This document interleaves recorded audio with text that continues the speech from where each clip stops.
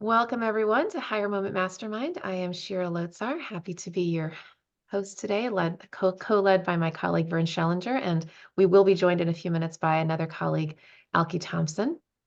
And we are here to answer your job search questions. That's why we do this every other week, every other Friday.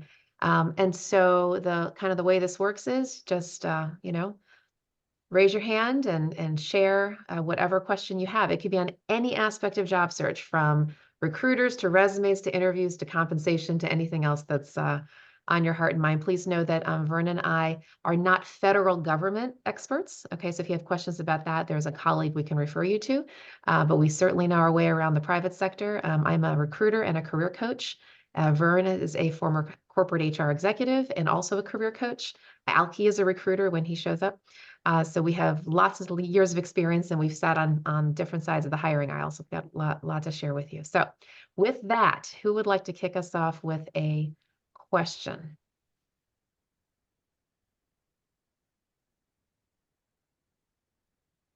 Don't be shy. We're here Don't to be help. shy. And if you are, I'm going to call on somebody because I know you got questions. Oh, there it is, Dominique. Hi, good morning. Good Thank you morning. for organizing these meetings. Um, so I've been struggling a lot with networking. I know it's the way to go, but the way I've followed on different meetings, when you want to learn a new profession, you can reach out and say, can you? It's not really my case. I am not changing profession. I'm keeping what I'm doing, but I'm trying to reach people that really don't have any knowledge of my name or of what I've done. And I haven't found the right tone. I haven't tried because I haven't found that what I want to say or even I want to formulate it is right. So I'm trying to find, is there any advice or kind of general guidance around that? So if I'm hearing you correctly, Dominique, is it Dominique or Dominique? How do you pronounce your name? I don't. I will say it, but to be honest, I'm French, so I don't know. Usually France is very flat, so it's Dominique. Dominique. It's Okay. kind of very, very similar, no intonation. So, Okay. but Okay. I won't get hurt if you don't say it exactly. Okay. That's Just want fine. to be respectful. In any event, so what I think I'm hearing you say is that when you are networking, you're not finding individuals who understand what you do. Is that correct? No, I'm trying to find how I can introduce myself and not saying I want a job. I want, Okay. what is the kind of even header of the email, Oh, the how email. and what will be my kind of message. I I understand. was like, I'm thinking of, how you feel about the future of organization because they may not have an opening, but is it the right thing? I'm trying to find what Okay. the Okay. the right Okay. I angle. have what to say about this. Vern absolutely has what to say about this. And if it's okay, let's go ahead and dive into the networking pool. Is that cool with everybody? Because that's clearly a huge part of your job. So let's just use this as a topic to, go into the deep end with. All right. So I know what Vern and I are going to say is going to be very complimentary. Networking is about relationship building. It's not about you. Yeah. It's about both of you. It's not just about you. And I know you know that, right? But like, I need to really say that. It absolutely is about a mutual connection. When you reach out in your networking, you are there to find synergies, ways that you can help each other. Okay. And so when you're doing your outreach, you want to come at it less from I need a job and I need you to help me, but more about how can we help each other, right? And so if you come at it from that perspective, the whole tone changes. I want you to imagine, Dominique, that you are not looking for a job. You're just looking to build relationships, find new colleagues, people, right? I mean, we do this all the time, don't we? We have friends, we have colleagues, right? We do. We have coffees with people over the years, we help each other. Come at it from that perspective. Now, maybe the impetus for you reaching out is the fact that you need a job. But the reality is that this is a new relationship. Now, particularly when you are reaching out to somebody who is in a similar profession or in a similar industry. It's what I call the difference between your lane and your community. So your lane is your profession, your community is the industry or sector you serve. Particularly when it's somebody like that, your synergy exploration can take on a different level, because literally you might be exploring synergies around, hey, we're both in the, I'm making this up, we're both in the marketing profession or human resources profession or accounting, or we're both in, environmental sector or commercial real estate or government contracting, whatever it is. Let's see if we can explore synergies. Okay. And actually, when I turn this over to Vern, I'm actually I have some language for those of you who are on my JCA call. You might have recently. I literally just did a presentation. Actually, Vern and I both we did co-led presentation, and I gave some language for different kinds of networking outreach. So when Vern starts talking, I'll go ahead and find that and pull that up. But the idea, though, is that you're reaching out to see how can you help each other. I mean, I really want to emphasize that whatever language you use, that's the idea. Now, you can mention that you're in job search. That's fine. But really, you're also there about them and how you can be of service to them, because everybody's got challenges, right? Everybody. So Personally, that would be professionally. fine to say, what are the challenges of your organization? And I'm looking to understand better what are the It could be challenges. that. It could be that, but it also could just be on a personal level, that I'm looking to explore synergies with you, so and so, right? To see how we can help each other, to see how I can support you, or how we can support, right? That concept. There are other ways to do that, but I'm gonna go ahead and turn this over to Vern, because he's got a whole speech around this, and I'm gonna go find some copy, right? Some language for everybody here to use. Okay, Vern? Thank you. So following up on what Shira just said, without even mentioning the job search, if you're reaching out to someone in your field, so if I'm in HR and I'm reaching out to another HR executive who I don't know, it's basically a cold call. You could say something like, I saw your profile on LinkedIn. We have a number of things in common in terms of our experience. I'd love to just chat with you and talk about, some of what you've done in HR, and I can tell you a little bit about myself.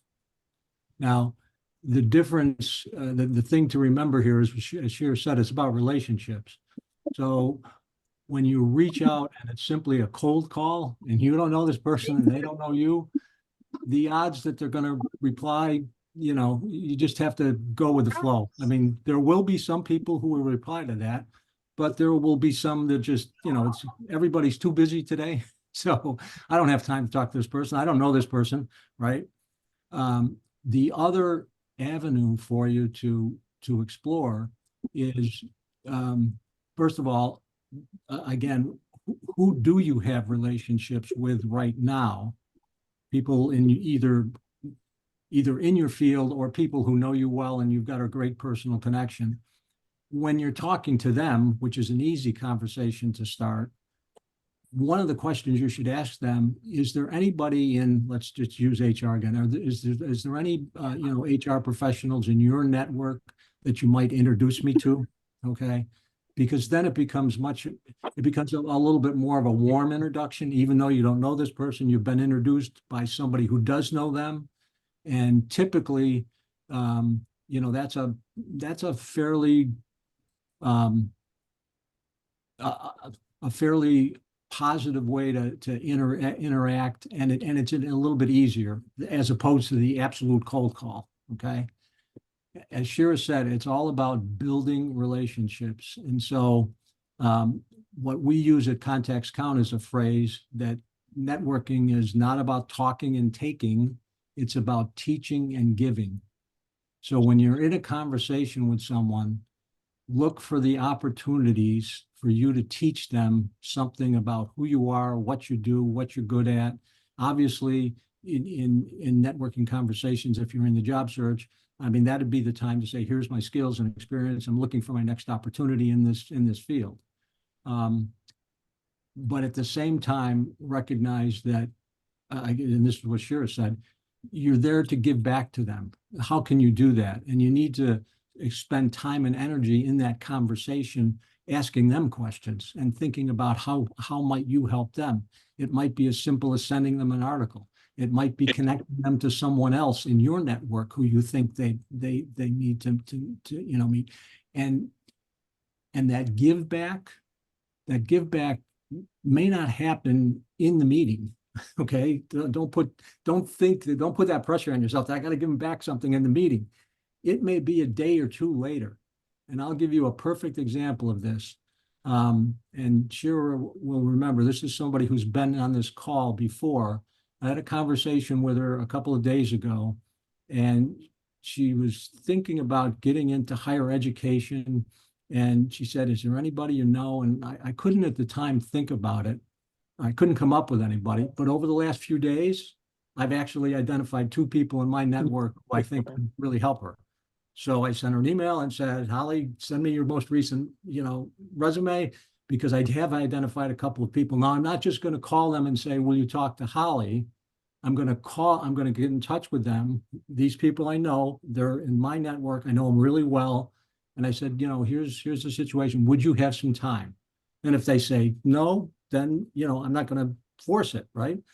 My guess is both of these people will say, sure, I'm happy to talk to Holly and help her in any way I can. Yeah, the whole point of this is not to make it transactional, right? Is to make it relational. I mean, that's going to be the drumbeat, right? That you hear from me and Vern in anything that you do. And I'm going to take it to one more level too, and then I am going to show you a little slide deck from Totally. And I want to take it to another level, Dominique, because I am pretty sure that there are going to be some people on this call who actually feel hesitant about networking, right? Some people on this call might feel like, it's an imposition. I don't want to reach out because I don't want to impose on my network. I'm the one with the job, with the need, and I don't want to impose on their time. I don't know if anybody feels like that, but many job seekers do. And with it, my reframing of that is that you don't want to deny somebody the blessing of you,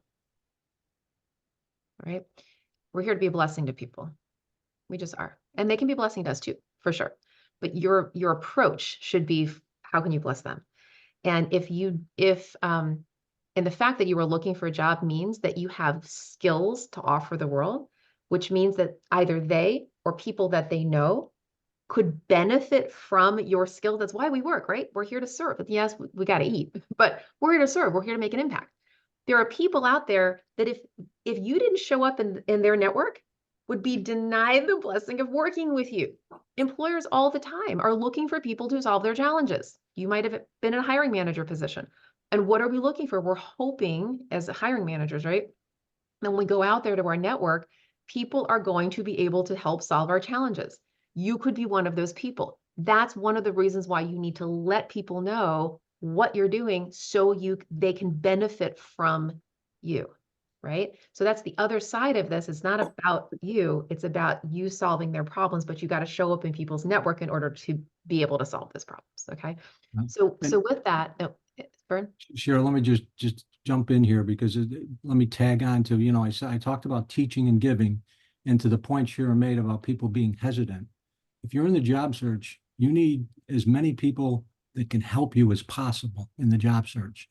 And if you're not going to, and how in the world can they help you if you don't connect with them and you begin to teach them about who you are and what you're looking for and what your expertise is? Then people can't help you. So you gotta let the world, let everybody know. In fact, look at what Vern and I and Alki, if you want to wave everybody, wave at Alki, what we do, right? So we're here in this call to help you guys. We're here to help, right? You're all here to help each other. Now, it might be that somebody wants to more formally reach out to us and, get our help in a little different, that's fine too, but we're here to give. Same thing with you. Just reach out and let people know what you're doing.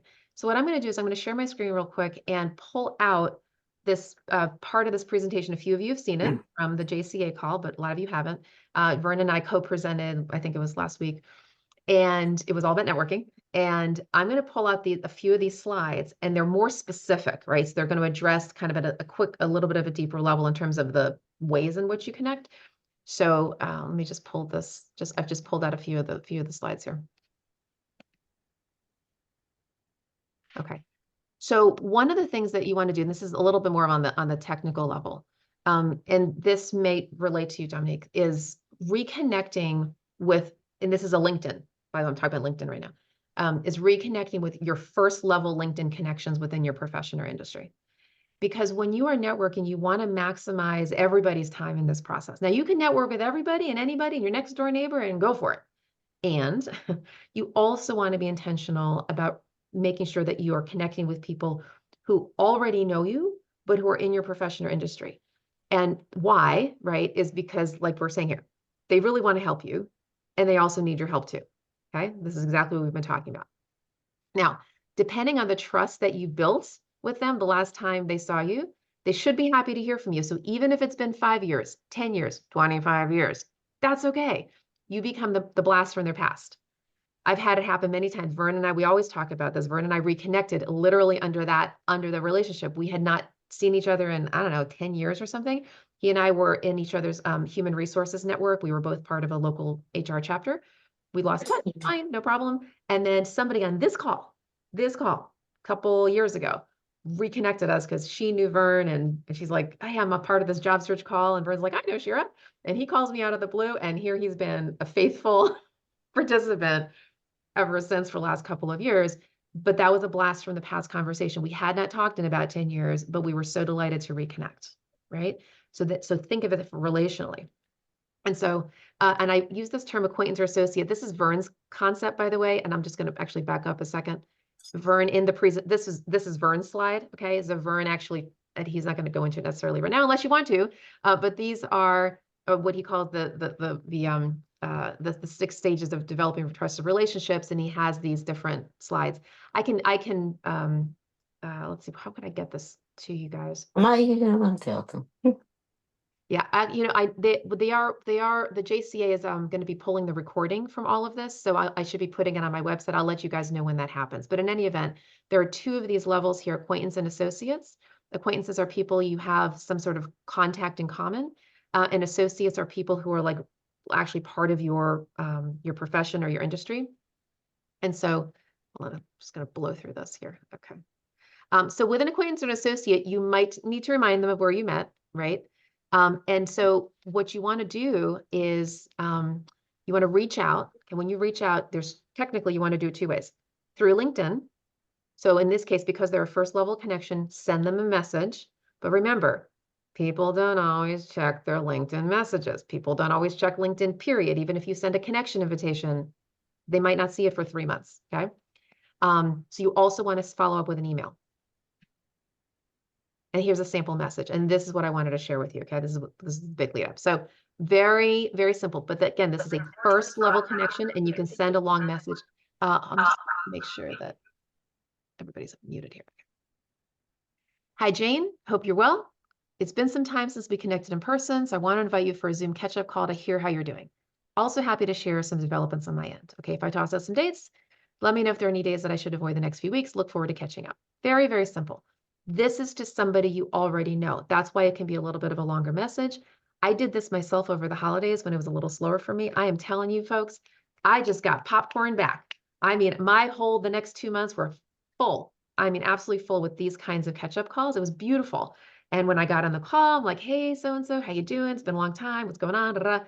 And we helped each other, right? And just help, figure out what's going on and how we could be of service. This is a great way to just sort of warm up that relationship, even if it's been a long time. Okay. Second levels. So why do you connect with second levels? Again, you might have a common interest where you can be mutually helpful. Number 1. Number 2, this is really important. If they are in your profession or industry, they can share job opportunities that aren't right for them, but could be right for you. Let me say that again. They could be hearing about opportunities that are not right for them, but could be right for you. It happens all the time. Your colleagues, right this hot second, this minute, are probably hearing from recruiters, hiring managers, right? Employers. The recruiter will say, hey, I'm searching for a director of marketing. Do you know of anybody, right? Well, Jill gets this email and she goes, well, it's not right for me, but it's right for my friend Tangi. Could be right for Tangi, right? Because Jill and Tangi are connected. Tangi lets Jill know that she's looking for a whatever director of marketing job, and Jill passes the referral on. We recruiters are counting on that. We operate under the birds of a feather mindset. When we reach out, yes, we're reaching out to you, but we're also hopefully reaching out to your network, hoping that Jill is going to refer Tangi. Okay. And in the end, and then the next piece of this is that people in your community can help you transition. Dominique mentioned that or alluded to it earlier about, people who are shifting careers. They can help you make that shift, because if you are, I'm making this up, you're come from the commercial real estate sector, but you have a passion for the environment and you want to go work for an environmental nonprofit, just sending your resume is probably not going to do it. Because the people at the Ocean Conservancy are going to look at your commercial real estate background and say, what up, right? Like you're not from our world. But maybe if you start networking with folks in the environmental sector, maybe if you start going to chapter meetings. Years ago, I was career coaching someone, and she was that person, for-profit person, wanted to get into environmental nonprofit. She started attending a group called We See, Women in Conservation, Energy, Environment, something like that. And she plugged in and she networked and networked and networked. And eventually, right, she was able to land. People who are in that profession or in that industry that you want to move into, if you meet enough of those people and you show that you're committed, you learn about the challenges keeping that profession or industry up at night, you plug in, start swimming with the fish, sometimes they can help you kind of pull you in, because now you're a trusted part of their network, and the employer might be more convinced that you are really committed to helping. So here's the sample message. Hi, John. We're connected through Mary Smith, right? So Mary is your first level. We're connected through Mary Smith. I'm reaching out because we share some career interests in the X industry or the X profession. I'm hoping you might be open to exploring synergies. Let me know if you're interested in a Zoom chat. I'll toss out some dates. Very simple, very clean, very relational. You send this out and you just get on a networking call. You're just exploring synergies, okay? And then I just, while I'm here in this deck, I just want to take this to another level, and that is about finding an internal champion. Now, let's say you have a position you've applied for, and you now realize, because I'm about to tell you this, that the market is incredibly flooded, even much more so now because we have so many remote jobs. And anytime you apply for a job online through any job board, LinkedIn's job board, Indeed, Career Builder, any of those, your resume could get lost in cyberspace. I mean, in 2 seconds. Number one, because employers are getting flooded with resumes, unfortunately, that are not qualified, but also because, especially for those remote positions, everybody all over the country is applying. It is not uncommon these days for employers to get 100 to 200 resumes on those job boards in the first 24 to 48 hours. 100 to 200 resumes in the first 24 to 48 hours. And yours one. Let alone if you apply a week later, it could be 1,000. Okay.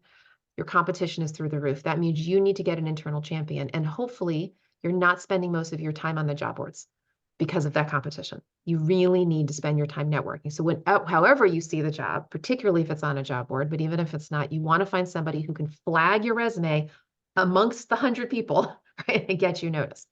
And so here it is. So here are the reasons, right? The online job boards are flooded. 80% of all jobs are hidden from the market. They're not on the job boards. I myself do that all the time. I'm sure Alki does as well, right? We're out there networking. We're out there promoting our positions in our larger network, and not necessarily using the job boards. Why? Because we get flooded, and we get flooded with a lot of candidates who are just not qualified. So we go hidden. We just go to our network, right? And then the third thing is someone could create a new job for you.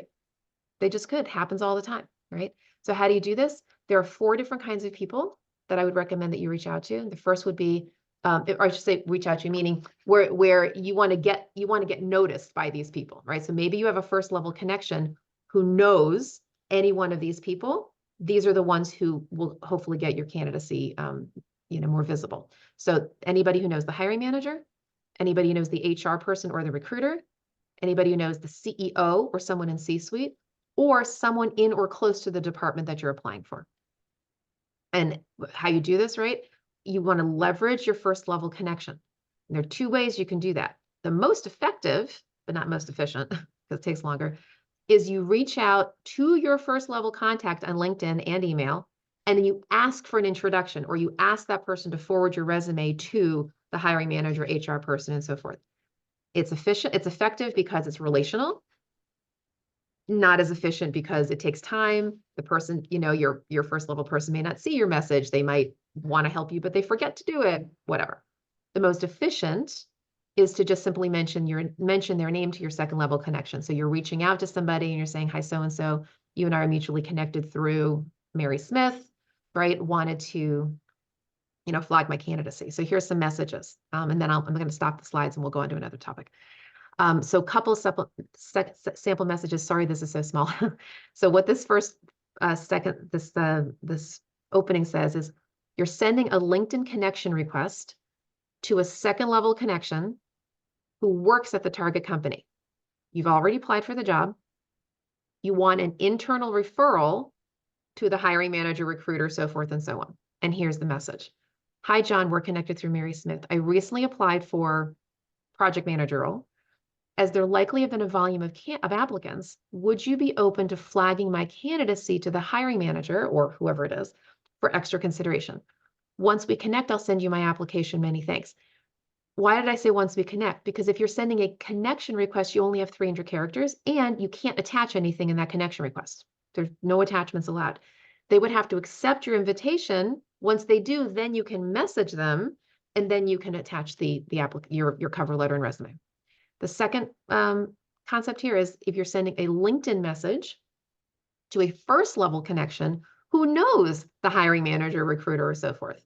You already applied for the job. You want your application to be forwarded to one of those people. And again, send this message via email, okay, as well. Hi, Susie. Hope you're doing well. I'm reaching out because I noticed you're connected to Sally Smith at Acme Company. I recently applied for their project manager role and would appreciate you forwarding my application to her for extra consideration, since I'm sure she's swamped with candidates. Attached with a cover letter and resume I've recently submitted. Thanks so much for your help. Let me know if there's anything I can do for you. All right. So that was a bit of a deluge. Again, I'm looking to get the recording from that whole presentation that I can be able to post on my website and be able to give to you guys. If any of you want this deck from me directly, feel free to just email me. I'm happy to share it with you. I'm going to put my information in the chat. And I'm happy to send it to you. Okay, so Dominique, thanks for opening that big conversation. Alki, is there anything you want to share? I know you've been quiet here because you've been listening to us, but I'm sure you have what to share around networking. Morning. Yeah, that was a college class right there. Not much to add other than as you were presenting that, and we talk about this all the time, but as you were presenting that, it just kept coming to me what I've been telling people all the time, like, wow, for people who only apply online, that probably sounds out there. Like, what do you mean? And what is all this? But this is, I just told someone yesterday, this is how you should be spending your time. And as she said, it's certain parts of it are not as efficient as others, but it's better time spent doing this. Those messages, a lot of people have asked me as well, what do I write? What do I say? You know, when I do write and reach out to someone, it's those simple messages like that just to get the attention. Also, something that stood out was just talking about re-leveraging and reconnecting with people and rekindling those. Just yesterday, I have a childhood friend is an executive level professional, and he's after 15 years with Bank of America at the tip top. He's bored and he's looking for a new challenge, and it's a challenge for me because I'm like, wow, where am I going to find him a place? And one of the first places I went was I did a search on my first level connections just to see who's in the vein that he's in. Most of those people are first connections. I don't know who they are.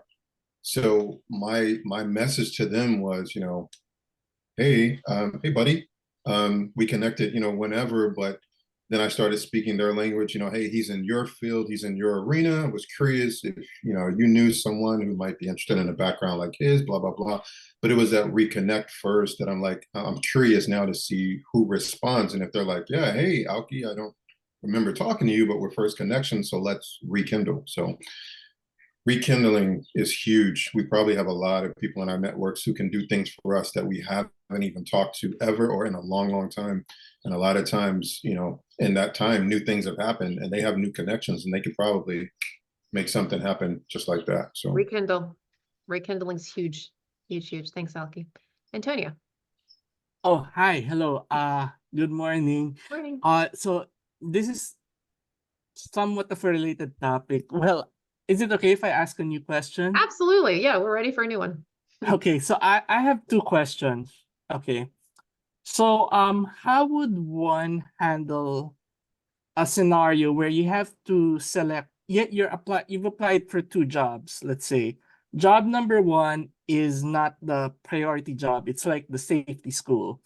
You've applied for it online, going through the process, and you're getting a bit of pressure, like they're asking how early can you start. They're rushing through trying to get to interview you as soon as possible and all of those things.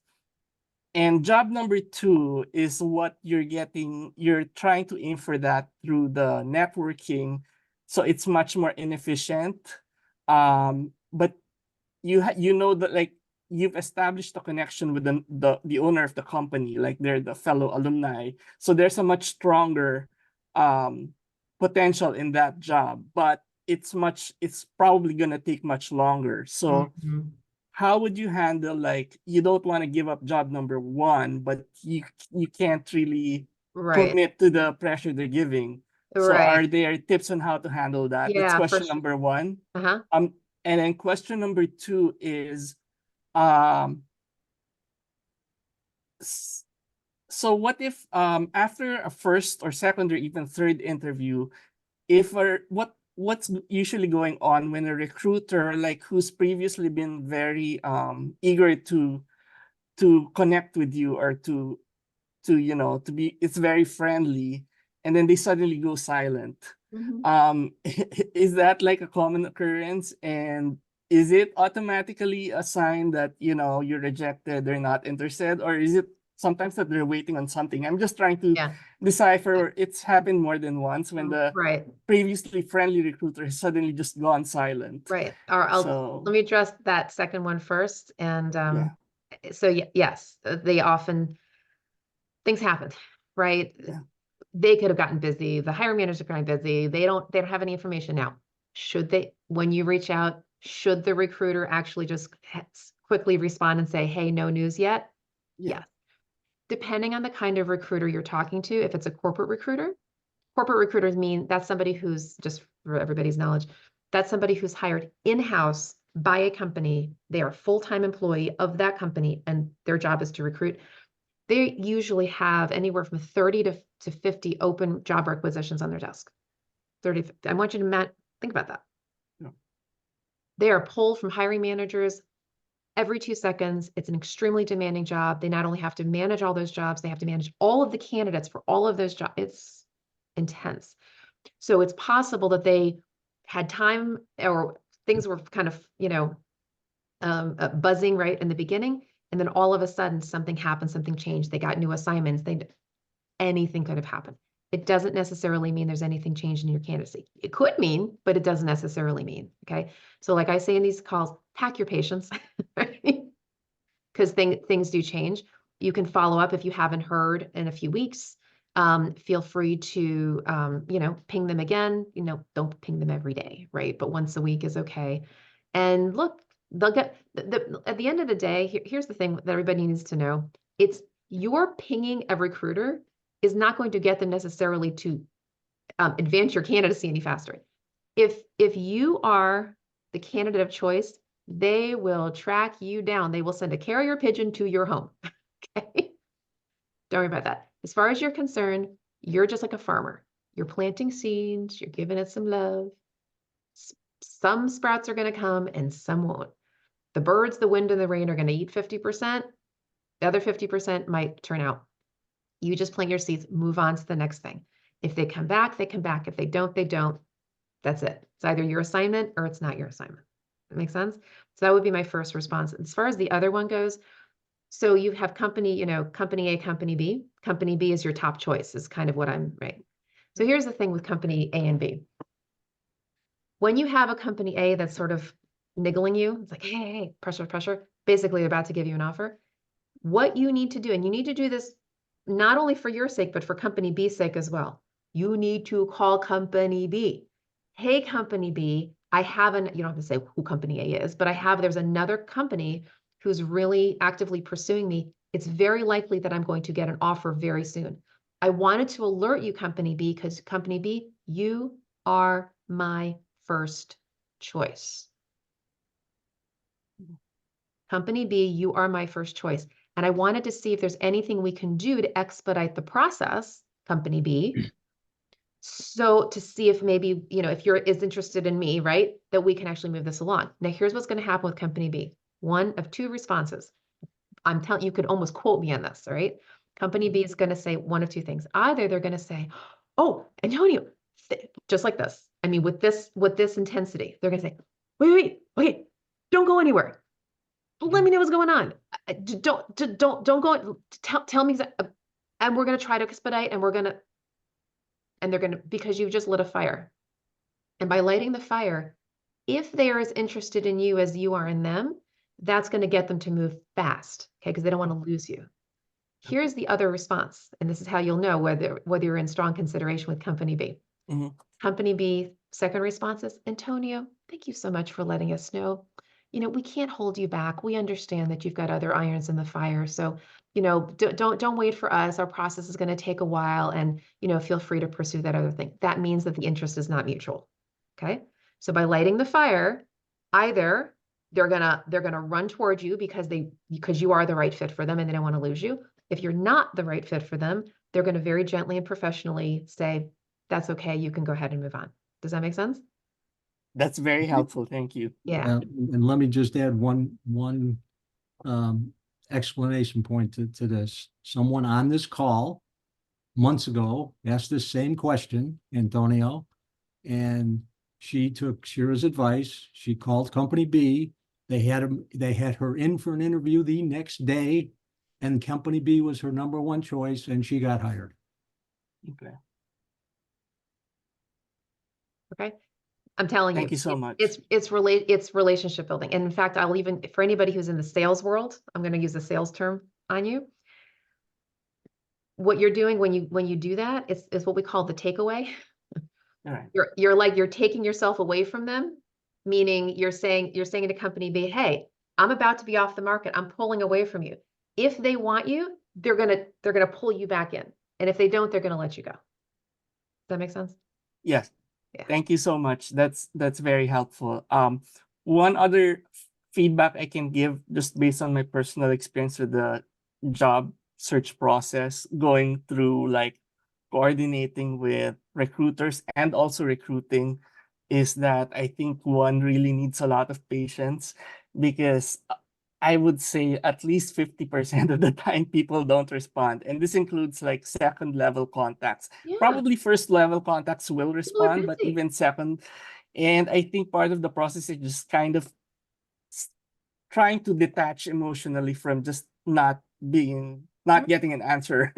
Yeah, it's not personal. I mean, right. truly, it really isn't personal. For them, Yeah. it's a business decision. For you, it's a personal decision, but for them, it's a Right. business decision.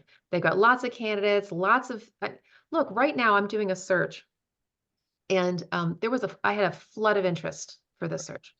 I mean, so much so I'm vetting over 20 candidates over this like next week, all highly qualified people. I cannot present 20 candidates to my client. Can't do it. That's not my job. My job is to narrow things down. And right now I have seven people now, maybe eight or nine by the time I'm done. I'm going to vet, and those are going to be people who are like extra qualified, really, really, right? I'm probably going to have to narrow it down even a little bit more. And so some people are just not going to get that opportunity, even though they are qualified. But I have to make the best decision on behalf of my client. Skills, personality, culture, all the things, right? That's just what we have to do. Only one person can get the job.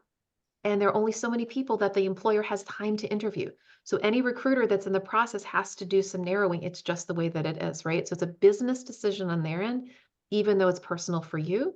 And so again, plant lots of seeds, pack your patience, network. People are busy. They have maybe very, very well-meaning. They say they're going to help you and then they don't. They may not get your message. They may not be checking LinkedIn. Again, your email may go into spam. I had this happen yesterday. Somebody reached out to me on Tuesday, had no idea he did. His email was in my junk folder. A third party had to track me down and say, hey, did you get Bob's email? I'm like, wait, what? He wrote me? I've been waiting for this email and I didn't check my junk folder. Shame on me. Okay. Okay. But 2 days went by and this was an important email. So you just don't know, especially spam filters these days, right? What could be going on with people. So yeah, pack your patience. Thank you. Yeah, you're welcome. Alki, any other thoughts on what Antonio mentioned?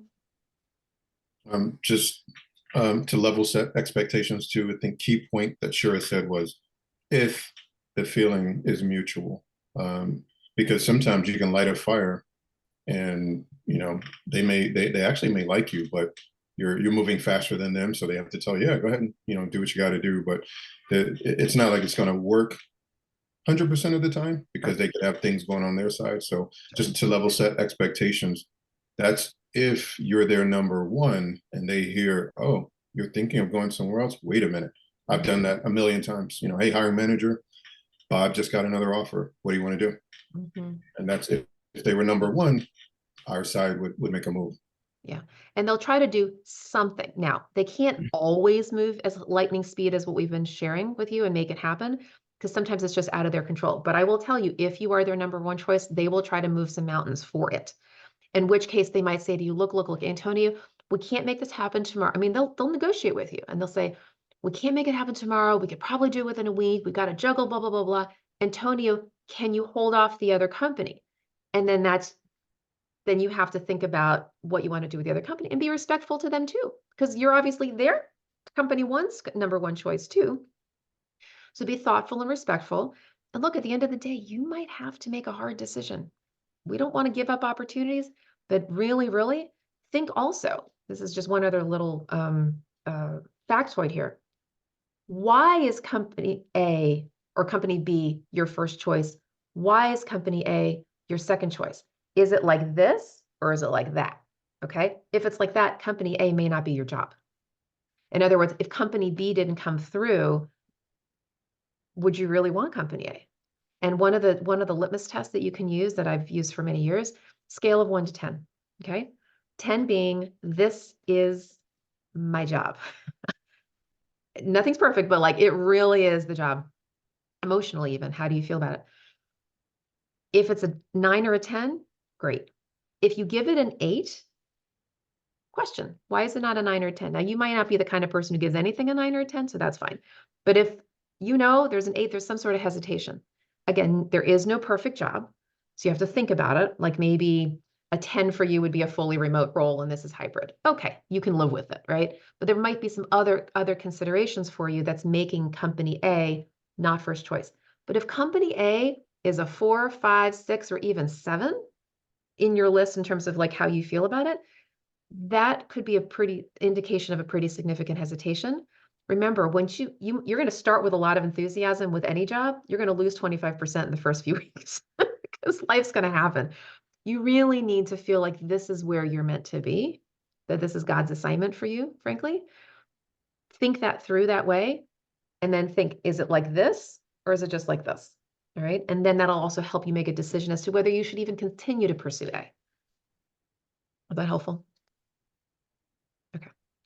Diane and then Rebecca.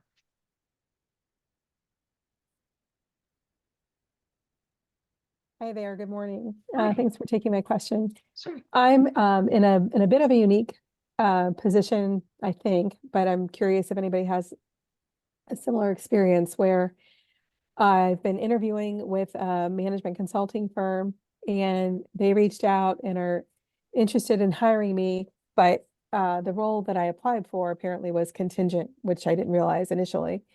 So I was looking at other roles with the company and haven't been selected for those roles, but I've been selected for this one. And apparently the last person I interviewed with was fairly high up in the company, a managing director that oversees like 200 people. So they've offered me a contingent offer based on work that hasn't yet, the government proposal hasn't even Right. been It's a government released contractor. yet. Yeah. Yeah. So I just am not sure how to handle this because I'm trying to pivot the potential opportunity into a real opportunity where I could start work sooner. So interested in any tips that anybody might Yeah, have. this is one of those, like, this is what, welcome to Washington. Yeah, this is sort of life.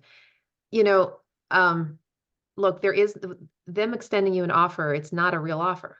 It's basically an expected offer, if you will, right? Because they're saying, yeah, we want you, but we have to get the job first, which means there's no commitment there yet on anybody's side. You can't hold off your job search because of a maybe. That's all that they're saying is, if we get the role, we'd like to consider you. Now they realize it's a risk on their side too. They cannot hold on to you during that time because they're literally not formally extending you an offer. It's not a real offer.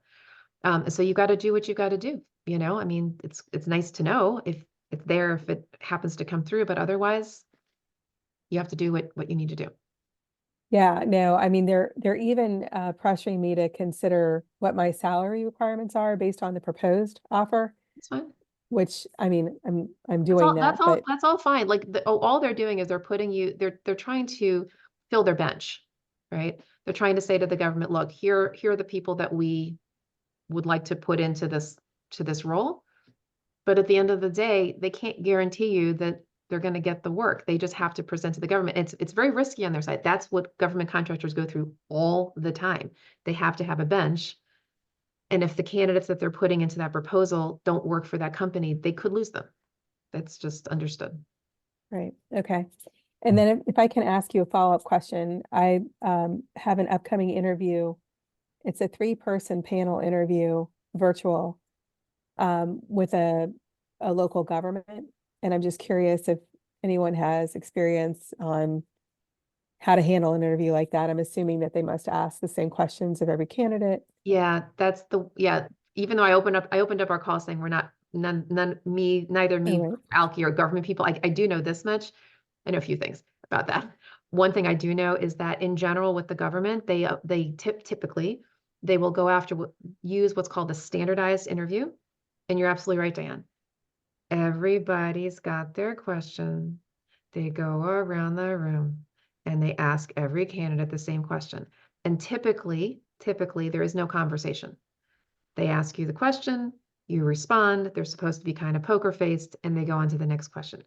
Is that fun for the candidate? No. Is that the most effective way to do it? I don't believe so. But it is supposed to be the standard way so that everybody gets treated fairly, in which case your job, try to be as concise as possible when you're responding.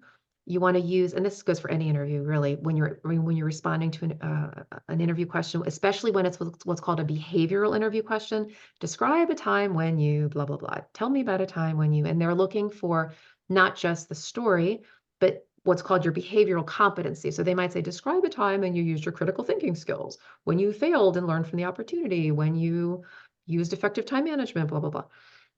When you're sharing the response, you want to use any of the following formulas. They're all very similar. Some people call it STAR, situation, task, action, result. SAR, situation, action, result. I happen to like the one called CAB, challenge, action, benefit. So like, what was the challenge the organization was facing? What were the actions you took? How did the organization benefit?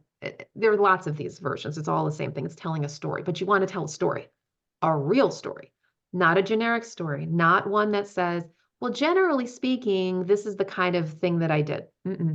It's once upon a time in a land far, far away, the sky was blue with 3 clouds in it. A real story. So you would say, well, let me share with you an example. Here was what the challenge the organization was facing, and here's what I did, da, da, da, da. Have some real stories. That's a really great way to answer those questions. In fact, actually, that's what they're expecting.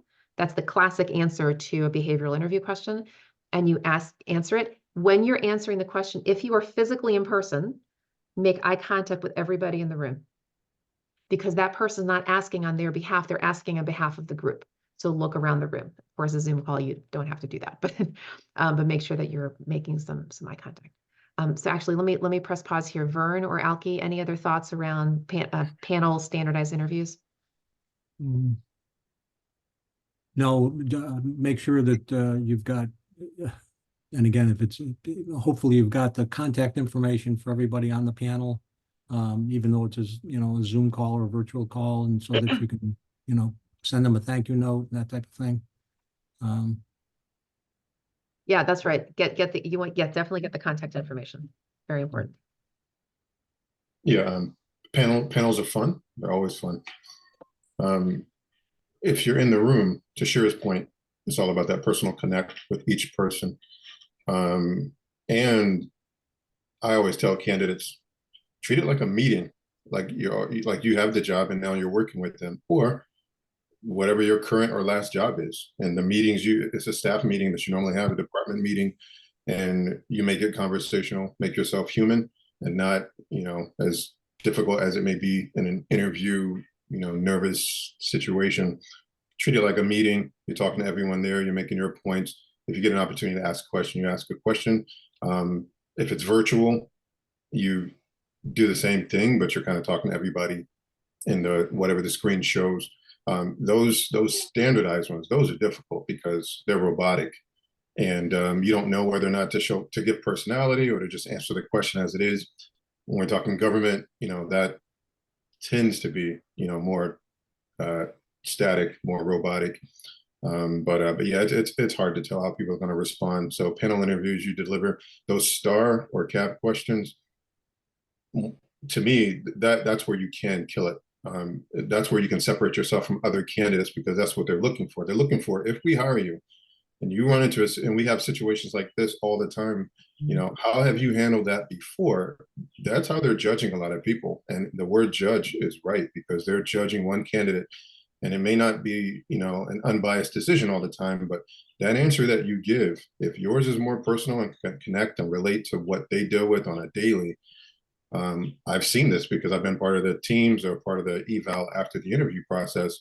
Wow, we liked the way she answered and handled that situation. So that's the only encouragement I have for those. Thanks, Alki.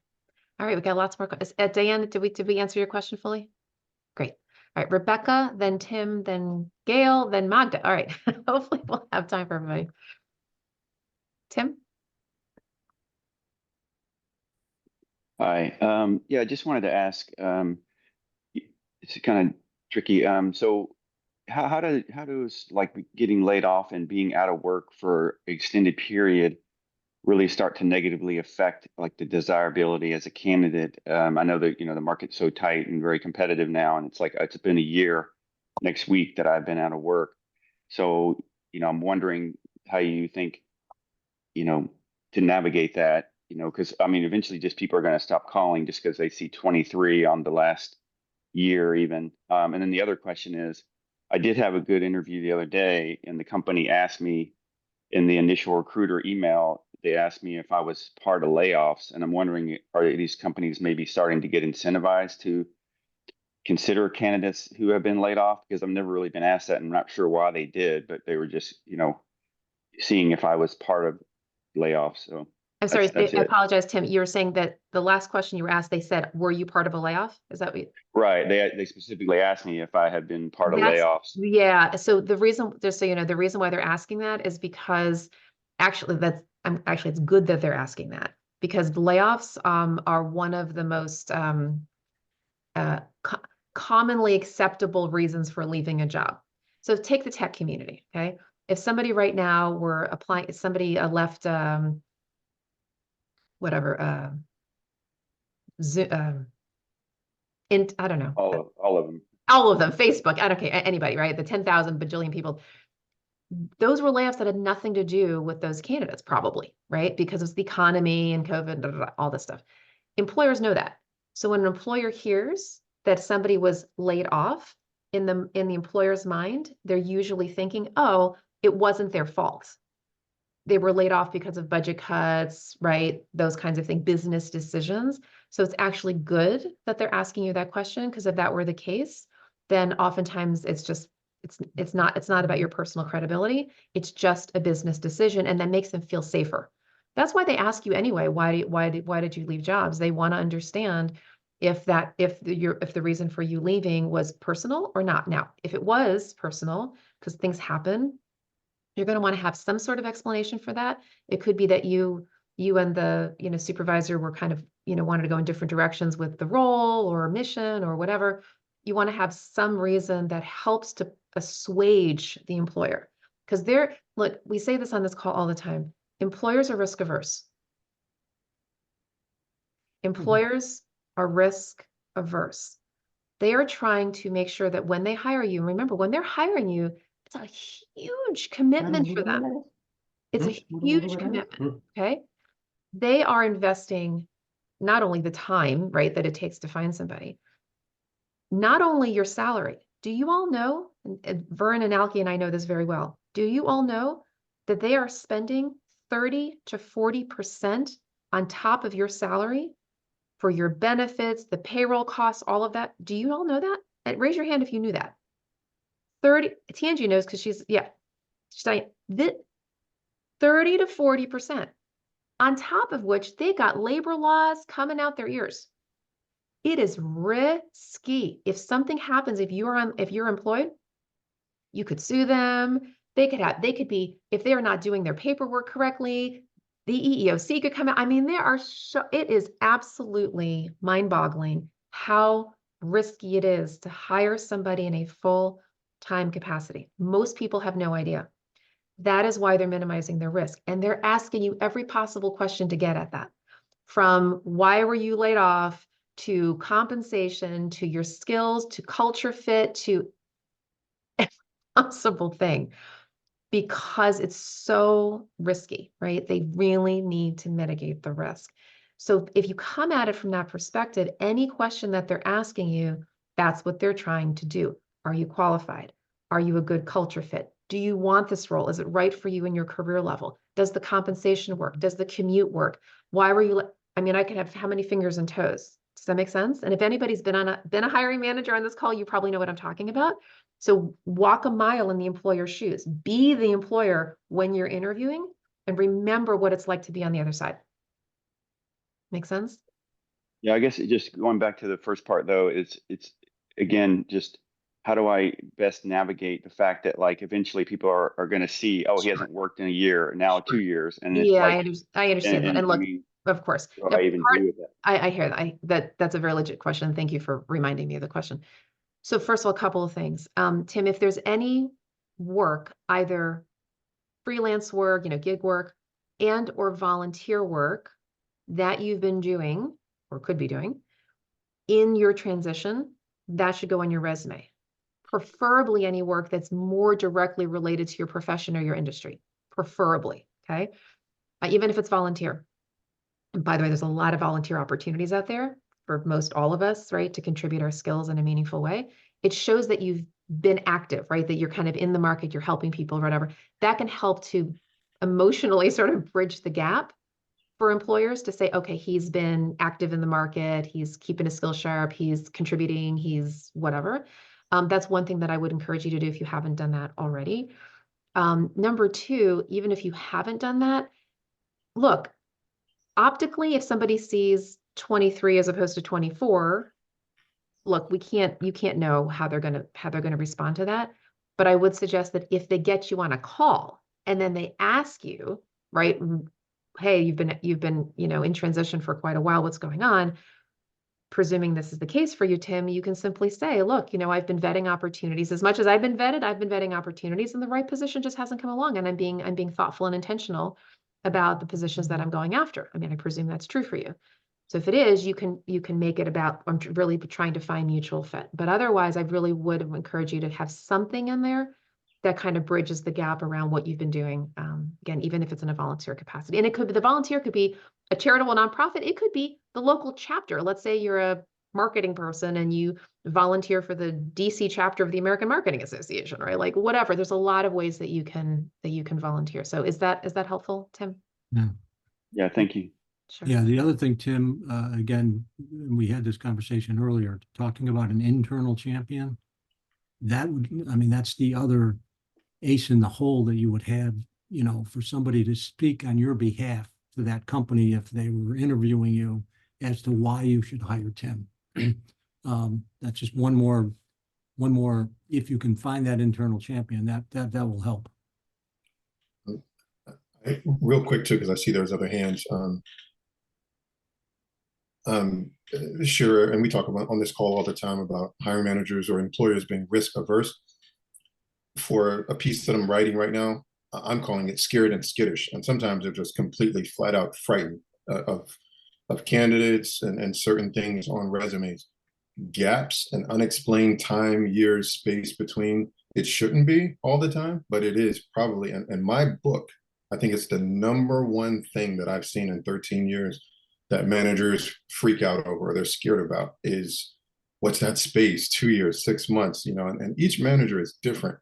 But further to your question, and I tell candidates this, you don't have to, but they're going to ask, what have you been doing for the last 2 years? Or why did you, even if you left in 4 months, they're going to ask, why did you leave?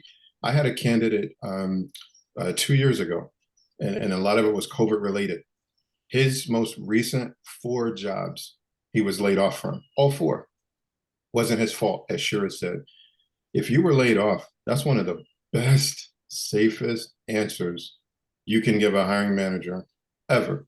I tell candidates, and you don't, everybody on the call, you don't have to do it, but I tell candidates sometimes you might just want to put it on your resume, layoff. And that answers the question for a lot of them right there, because a lot of times you are being screened out. Everybody has their own thoughts about putting that on there. But I say, especially if you haven't been hearing from people or you're really worried about it, just put layoff. And that explains it. If you put it right there by the dates or, at the top on your resume, I've told candidates to do that, and it answers the question. As a recruiter, this is just my own personal style.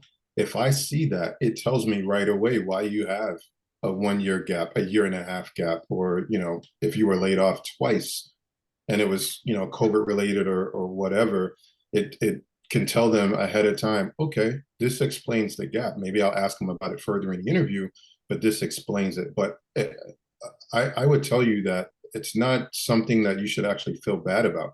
If you were laid off, you actually have an answer that most people don't have to explain the gaps that they have in their resume. And by the way, 1 year, you're definitely not alone in 8 months to a year of, looking for Normal. something and not Normal. having employment. These days, totally normal. Yeah. Yes, and by the way, thanks, Alki, for that comment, the suggestion about the date, the reason for leaving. Every once in a while, I've seen people do this, and let me just stylistically share with you a way to do it that looks clean. So you know how most of us have, company title, and then on the opposite end of that line, we have the dates, okay? The dates are pushed off to the right. Under the dates, like literally the next line under it, in plain type, in parentheses, reason for leaving, : laid off, budget cuts, position eliminated, found better opportunity, relocated to California, whatever it was, okay? Like 3 or 4 words. Reason for leaving, : and then the 3 or 4 words, close parentheses, okay? Cool. Gail, and then Magda, and then Rebecca. Well, this is sort of my situation is relevant to this because I have a career gap that was due to health reasons. So I have a functional resume, and I've been hearing that recruiters may or may not still want Yeah, we don't. functional resumes. Yeah, we're not into functional resumes. And the reason is that we don't know where you've accomplished what. A functional resume basically says, here's the work history, and then here's all my accomplishments below it. We actually prefer chronological. And so what you'd want to do in that case, Gail, is do the chronological, but to account for that time, you could actually have as a heading, personal sabbatical. And then underneath that, if you want, now, mind you, you have to be careful here. Don't mention your own health situation. But what you can say is cared for an ill family member. You are your own family. Okay. Okay. You can always say cared for an ill family member because that is truth, and it doesn't put you in a protected class, right? You're not going to trip over the Americans with Disabilities Act by doing that. So cared for a family member, or if you want to keep it even simpler than that, spent year, 2 years, whatever it was, handling a personal situation, ready to return to the job market as of blah, blah date. That's even cleaner, but you just say personal sabbatical. Okay. Because I've had recruiters or advisors tell me to say that I had health things that are now resolved. No, please. I know a lot of us recruit, everybody's got different opinions. This is one, me and Vern and Alki, we're gonna nod our heads, right? Do not ever say that you have a personal, that you had a medical situation. Because look, even though people are not supposed to discriminate based on any disability, what have you, people are human beings. And once the cat's out of the bag, they can start thinking whatever, and you don't want them jumping to conclusions or thinking. Okay. Make it simple and make it personal. And by the way, I'm not sure if you're aware of this, Gail, or anyone in this call, but LinkedIn now has a wonderful new feature, and they call it Career Break. Okay. And I'm going to pull this up real fast and show you what I'm talking about. Here we go. And it's just, they started this, I don't know, few years ago, maybe. I'm losing track of time, but anyway, so what you do is you go to your editable page and you go down to your experience section. Everybody see here, there's a plus sign. Now that plus sign is not only to add a job, but you can see here also a career break. And under career break, now you can say, please select and see all the great options that they have. So you could say, well, Tim, in your case, right, career transition could be caregiving, right? Whatever, some health and well-being, that's okay, because that's not a disability. That's just, you just took some time off, or personal goal pursuit, whatever works for you. But you can gap year, whatever. You can put down something that you feel is appropriate. And then if you want, I'm just going to say whatever, but let's just pick one. And then down here, you can give a description. If it's appropriate, you can say, again, spend, 1 year, 2 years, what have you, caring for a personal situation, ready to return to the workforce as of X date. Simple, but it accounts for the time. Okay. I guess so the experience that I have, that, I've had recruiters work with me with the functional resume and present it to employers. And I just say that partly because a lot of the experience that's substantive is older experience. And I'm just sort of nervous about putting it on a So what you chronological do is resume. you can have a section at the top. You can still have a chronological resume, but you can have a section at the top that speaks to, I'm making this up. I don't know what your profession is. Well, let's just say you're a marketer. I'm just using marketing as an example. Okay. So let's say you're a marketer and your marketing experience was 15 years ago or something. You can say at the top, not exactly a functional resume, but a sort of, you can say relevant marketing experience or relevant marketing accomplishments. Ding, ding. Right. A few solid bullets that Yeah. highlights, sort of pulls it up to the top of the page. So that, Right. so the top half of your resume is branded as marketer girl. And then for the rest of your experience, I'm making this up again. Let's say it's 15 years, you haven't done it. The jobs that you've had more recently that are not related, don't give a lot of real estate to it. Just a little bit. Okay. Mention it, company, title, date, maybe one line. But the marketing experience, you make a nice big deal of. You highlight that which you did do. Because again, your resume is a branded document. It's an advertising document. Yeah. Call attention to that which is most important. I mean, Okay. to be silly about it, if you were 16 years old and you flip burgers at Wendy's, that's not going to be on your resume, obviously, right? In other words, it's not that there's nothing that says that you have to give equal weight and tell everybody everything you did. You need to put on that which is most relevant in the most compelling way so that people get your brand. So highlight that which is most important, de-emphasize that which is less important. Again, highlight the stuff that's more important at the bottom. Is that helpful? Yes. Okay, so then how do you balance out, I've been told if you have a lot older experience that you should take it off because if it's been, more than It depends. But how do you, It you depends. know, if you're supposed to take that off of your experience, then are you supposed to say, then you have a gap and you're not you're explaining going to have the gap. competing values there. Okay. So the reason why people say take off, like in my case, I'll say, go back about 20 years. This is for age discrimination purposes. Okay. If Right. age discrimination is your more important value, you might decide to do that. But if what's more important to you is showcasing your older experience so that you're showcasing your qualifications, you're going to have to make a decision there, frankly. Okay. There's no one way to do it. It just depends on what's most important to you. Is it age or is it qualifications? Gotcha. Yeah. Thank you. Yeah, you're welcome. And I'm looking at the time here, but Alki or Vern, I know I've been talking a lot. Any of you have to say any comments around anything? No, I'd move on to the other questions. I think we're good. Yeah. All right. So let's kind of flow through this. Magda, Rebecca, Vasu, so we don't have much time here, so we're going to probably have to answer these questions really quickly. Sorry, we didn't realize we'd have such a full packed crowd today. Normally we have about half this. Magda? Okay, thank you. So thanks for this presentation. It's my first event.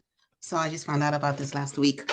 I have two really quick questions. I have like a interview with HR manager, and then I guess I'll have if I move on to the other interview, I do well, I'll move on to the other interview. With this interview, I didn't put down a salary, so she might ask me about the salary, and I don't know how to handle that. And number two, for the thank you letter, should it just be brief, or should I try to go into more detail? Thank you. All right, I'm going to do this super fast. So for compensation, I have a much longer speech around this, but first of all, quick question, Magda, did they post salary in the job? No. Great. Okay, so about 50% of the time now you will see salaries posted. You're going to see that more and more because of what's called pay transparency. There's a new thing in HR where, from a diversity equity perspective, people are posting more, but they didn't. And so what your goal is to keep yourself as flexible as possible, but also give some parameters. So what you don't want to say is, well, I'm flexible and open. They know you're not. You're not going to work for $2 an hour, right? You obviously have a salary in mind. And so what your job is to do is to figure out what is the top most comfortable range number for you based upon your previous experience, based upon what you sense in the market. If you want to go to salary.com, glassdoor.com. There are a lot of ways to do this. We don't have a lot of time to have that conversation, but you want to try to figure out what I call your happy dance number. That's a realistic happy dance number. And here's what you do. You're going to say the following sentence. When they say, what are you looking for? You say, I'm seeking a total cash compensation package. I'm seeking a total cash compensation package around X dollars. So I'm making this up. Okay. So let's say in your mind, your range is 100 to 120,000. Making that up. So you don't want to say, I'm seeking between 100 and 120. Why? Magda, what number are they going to give you? 100, One. right? Yeah. They're always going to go for the low because they're trying to get away with it's a business decision, right? They're going to it's negotiation. Don't give two numbers. Never, never, never, never. You give the top number and you say, I'm seeking a total cash compensation package around 120K. Okay. If you say that and they can do 120, they'll say, great, great. They'll write it down and we're done. If they can't do 120, but they can only do 105, that's when they're going to let you know. And they're going to say, look, we can't do that, but the maximum actually is 105. Do you have any flexibility? And then you go back to your total cash compensation phrase and say, well, I'm looking for kind of the whole package. So, Mr. Employer, would you mind sharing more about the benefits? And that you can have that benefit conversation right there up front. So you're pre-negotiating, if you will, because you know that you're okay with 100, right? And Yeah. so actually there probably is some flexibility there with their 401k match and their bonus and whatever else. Does that make sense? So you're just going to go Yeah. for one number, not two, and you can always negotiate that. And what's the other question about thank you notes? Oh, yeah. If it's with an HR manager, I guess you might move on to something else. Do I just say thank you for your time and, just Yeah. I'm It's very funny how simple. few candidates send thank you notes anymore. Be the road less traveled. Send a thank you note. Absolutely. Every single person that you speak with, you meet with the hiring manager, the recruiter, send a quick follow-up note. Thank you for your time, interest in the position for XYZ reasons. Short, sweet, proofread well, no typos at all. No missing semicolons. Okay. And please try and be judicious if you're going to use ChatGPT. There's a lot of time you've got to edit that thing. If you decide to use it, ChatGPT, for anything in your job search, whatever it is, it can hallucinate. And besides which, it has sort of I don't know if you guys have noticed this, it has sort of a tone to it. A lot of us are kind of hip to what ChatGPT sounds like, if you know what I mean. So try to write it yourself if you can. But anyway, be thoughtful and concise, and yes, send it to HR. If you do have a panel interview, you can send, if it's one meeting, you send it one email to the group. If you have different interviews, send separate notes to everybody you interview with if they are separate meetings. But if it's one meeting, you send it to everybody on that meeting. Great. Thank you so much. You're welcome. Rebecca? Hi, so I have this is a part question, part cautionary tale. I did what you were talking about earlier in the call about reaching out to a second level connection and saying we're connected through this person and I'm applying for this job. And I haven't submitted the application yet, but I told him that and was just sort of hoping to make the connection and then possibly have this person flag, my application. But he responded immediately, accepted the invite, and then asked me to email him. So I emailed him and kind of told him a little bit about how we're connected, and he wrote back and said something that made me realize. He said, well, I sign off on the ultimate job offers, but there are other people who do the interviewing and deciding, so don't send me anything. And that's when I realized his title is director. I thought he was the director of an office within this is a government agency. It turns out he's the director of the whole agency. Oh, Which I did not realize. So so I guess my question is, I'm not sure how to respond to the email at this point. I'm really glad to have made this connection. I don't think I can use it for what I wanted to use it for initially. Just thank him and say, thank you for sharing with me. I'm happy to go through the normal channels, because that's a protocol thing. That's a very unusual situation, Rebecca. And Yeah. don't send it to me because other people are vetting it. Yeah. Yeah. That's No, that wouldn't normally happen, but Yeah. Right. Okay. Yeah. All right. Wow, this is a pretty robust call. I'm so glad everybody was able to make it. You're certainly welcome to join us. Remember, we now meet every other Friday, so we'll be meeting in 2 weeks from now. And I'm going to go ahead and formally end the call here. But for anybody who would like to stay on the call with me for a short prayer call, I'm happy to lead you in that. All right. So everyone have a blessed day, and I'll look forward to seeing you soon.